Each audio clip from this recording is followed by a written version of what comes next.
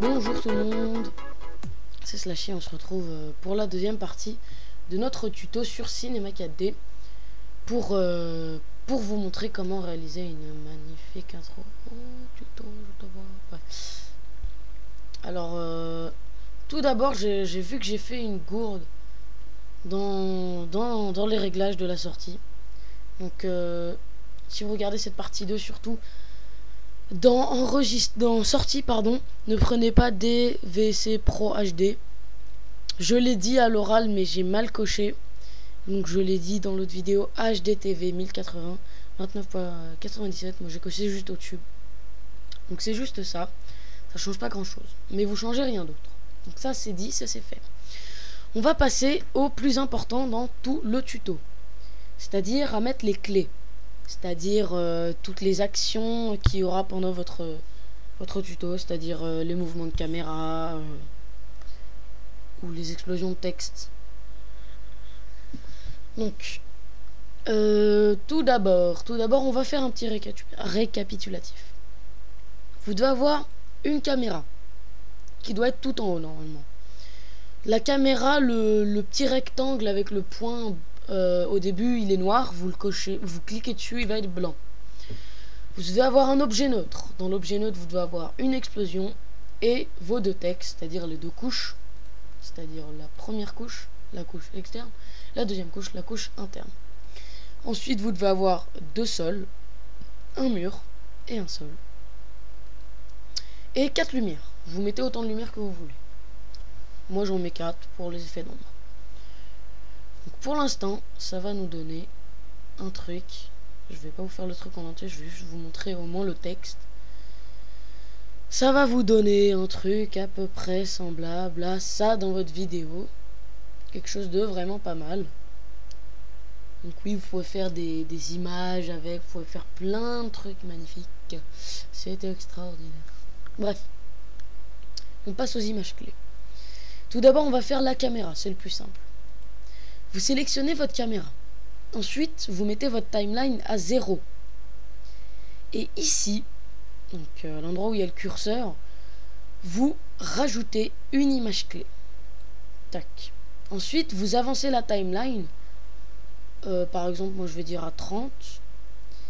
C'est-à-dire que quand la timeline va avancer et qu'elle sera à 30, donc d'abord on va faire ça, attendez, excusez-moi. Donc vous avancez à 30 et vous avancez la caméra à l'endroit où vous voulez qu'elle soit à 30. C'est-à-dire que moi à 30, je veux qu'elle soit sur le T. Donc là je suis sur le T, la timeline est à 30, donc il faut d'abord mettre la timeline à 30. Faites votre zoom de caméra et vous rajoutez une autre image clé. C'est-à-dire que là, si on recommence du début, vous verrez que il va avancer vers le T. Ensuite, de 30 à 60, on va dire qu'il va passer du T à l'autre T. Donc vous arrivez à l'autre T, pareil, vous rajoutez une autre clé. Ensuite, vous allez à 90, parce qu'on va faire 30 par 30. Vous allez à la fin du mot, donc sur le haut. Vous rajoutez encore une autre clé. On va à 120. Vous reculez. Vous mettez là. C'est bien comme ça. Et vous rajoutez une autre clé.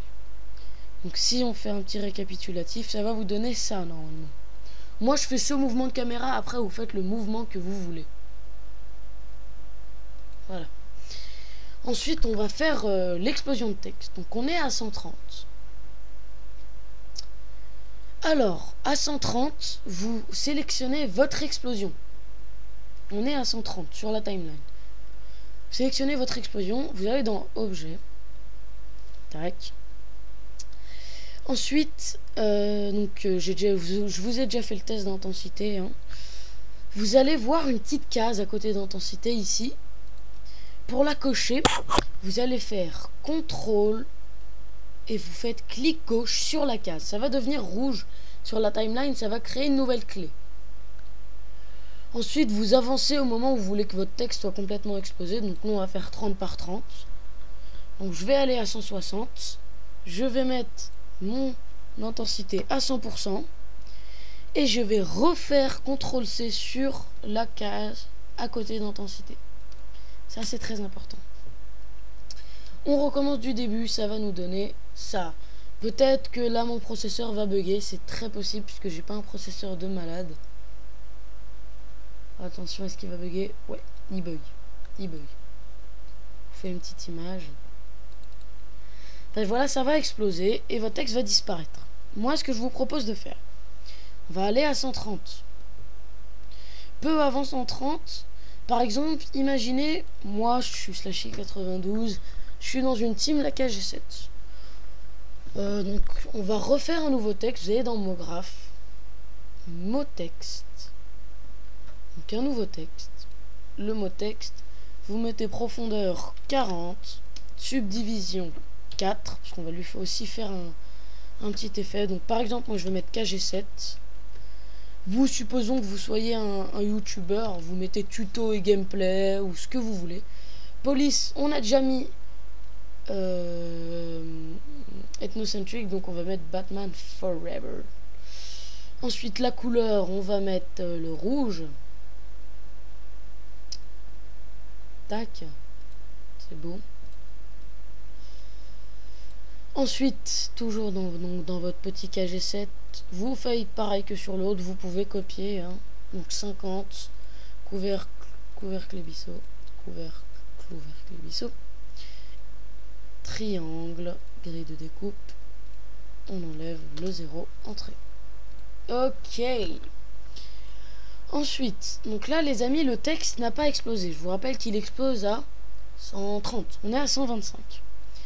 On va dire que là, notre texte est invisible. Jusqu'à 125, on va rajouter une clé. On va aller la timeline à 130 et on va faire descendre notre petit texte sur le mot tuto. On va rajouter une clé. On va se mettre à allez, 130, 140. 140. On va relever le texte. On rajoute une autre clé. On va à 150. Et là, on redescend le texte. Et le texte va se trouver ici. On rajoute une clé. Ensuite, donc, ça va le texte, en fait, pendant que ça va exploser, regardez. Le KG7 arrive. Il va rebondir sur votre tuto qui va exploser. Il va remonter. Le texte explosif remonte pendant ce temps. Il redescend petit à petit. Bref, à la fin, il va se retrouver tout en bas. Et dès qu'il va se retrouver tout en bas, on va faire en sorte pour qu'il se fragmente. Se fragmente, c'est-à-dire qu'il se casse. À ce moment-là, excusez-moi, dans objet, vous n'allez pas mettre subdivision 4, vous allez mettre subdivision 1. Dans pièce intermédiaire, vous n'allez pas en mettre 50. Vous allez en mettre 10. Donc couvercle, vous revenez. Grille de découpe, vous faites 8 cm. Voilà. Ensuite, vous allez dans l'endroit où on a choisi explosion. Donc vous restez appuyé. Et sauf qu'à la place de prendre explosion, vous prenez fragmentation. Pour moi, c'est ça. Vous prenez votre nouveau mot texte, donc le KG7 pour moi. Vous le glissez. Non, pardon, excusez-moi. On va faire comme pour l'autre. Il faut faire un objet neutre, et vous mettez votre mot texte et la fragmentation dans l'objet neutre. Donc là, vous pouvez voir que si par exemple vous mettez la fragmentation à 5%, voilà, regardez, ça se casse en gros bloc. J'ai fait exprès. On va mettre 50%. Bon, là, il est déjà presque tout cassé. 15%. Voilà, ça va se casser en blocs quand même assez gros. C'est des blocs. C'est la 5e fois que je le dis, donc on va mettre 25. Comme vous pouvez le voir, donc encore une fois, c'est des blocs. On va juste faire en sorte que ce soit des blocs peut-être un peu plus gros pour faire quelque chose de plus joli. Grille de découpe, on va mettre du coup 5 cm. Objet, vous mettez pièce intermédiaire, vous mettez 8. Hop. Maintenant, fragmentation, si je mets par exemple à 25. Ouais, voilà, ça devient déjà plus gros, c'est déjà mieux. Et là, pour la fragmentation, on va faire pareil. qu'avec l'explosion. On va se mettre à 160. Le texte vient d'arriver.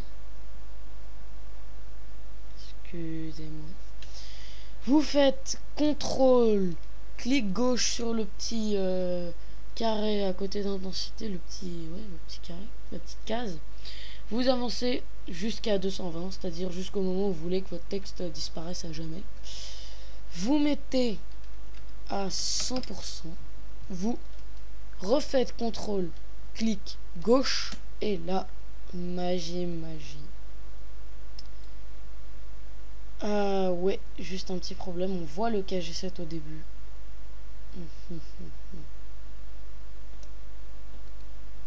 Ce que je vous propose de faire, c'est qu'à ce moment-là, on va remonter le KG7. Excusez-moi, vous le remontez comme ceci. Ensuite, position Y, vous faites CTRL-C, tac. Et vous le remontez un tout petit peu. Vous le bougez comme un tout petit peu. Ça c'est pareil, vous le bougez un tout petit peu. Et tac. Normalement, quand je lance, on ne voit pas exactement. Voilà le rendu final. Au moment des explosions, je vais... Voilà. Donc sur le rendu, ça sera beaucoup plus rapide sur le rendu vidéo. Là, je vous fais quelque chose pour vous montrer approximativement. On va passer l'explosion. Si on arrive ici. Attention. Et là, vous voyez que ça se fragmente. Ça bug pas trop, mais je trouve ça vraiment magnifique, cette fragmentation. Boum. Voilà. Maintenant, pour que votre truc soit une vidéo, vous allez ici. Vous allez ici. Vous restez appuyé. Vous faites créer un aperçu. Vous faites rendu complet, toutes les images. Ok. Taux de l'image. Taille de l'image, pardon. 320. Donc après, l'autre va se régler automatiquement. Après vous mettez le format que vous voulez. Là c'est vraiment le format, donc vous mettez soit 320, soit 480, soit 1080, soit 720.